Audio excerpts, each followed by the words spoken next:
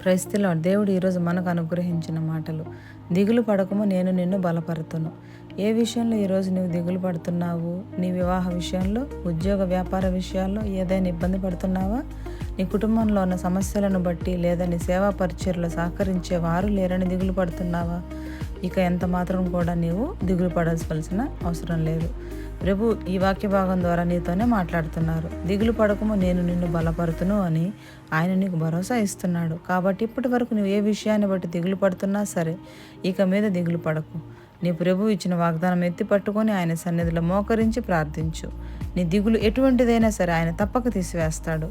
గడిచిన కాలంలో ఎన్నోసార్లు ఆయన నీకు సహాయం చేసి నీ విశ్వాసాన్ని బలపరిచాడు కనుక ఇప్పుడు కూడా నీ సమస్య నుండి నీకు విడుదల ఇచ్చి నీ దిగులను సంపూర్ణంగా తుడిచివేస్తాడు. కనుక సందేహింపక ప్రార్థించడం మొదలుపెట్టు.